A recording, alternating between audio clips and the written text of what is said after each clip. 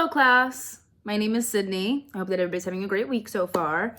For this week's vlog, I chose from the Marketplace Morning Report, Clearing the Path to Homeownership for Renters. Again, I've said it in every vlog and I will continue to say it, that I just try to relate things to my personal life. And so this one kind of stood out to me.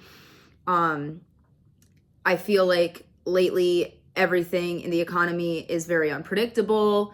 The housing market is very unpredictable. Jobs, gas prices. I know that there is a lot going on with the oil right now. And so it's very hard for renters to be able to get approved for buying a house because it's hard for them to save. It's hard to even build up your credit score. And I know I talked a little bit about it in the podcast, but on a more personal note, I know that's what my sister's experiencing right now. She has been renting in Northampton for the past, I think, like 5, getting close to like 6 years.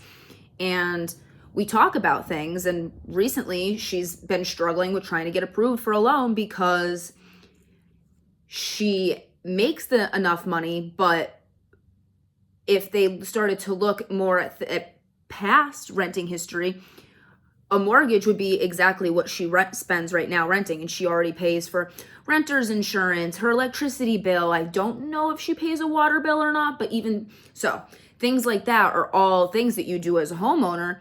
So why is she not getting approved?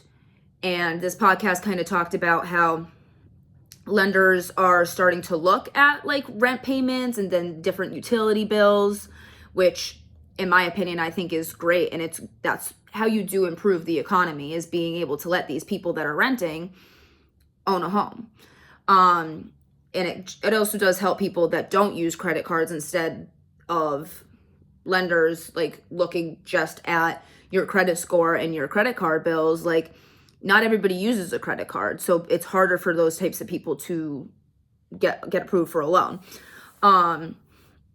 It also just, in my opinion, I think it just feels more fair, and it shows responsibility for even somebody like my sister, for example, who's been doing this for the past 6 years. But somebody like me, I got approved, and I lived at home. I never had those things, but we make different money. So it's just a little unfair in my opinion.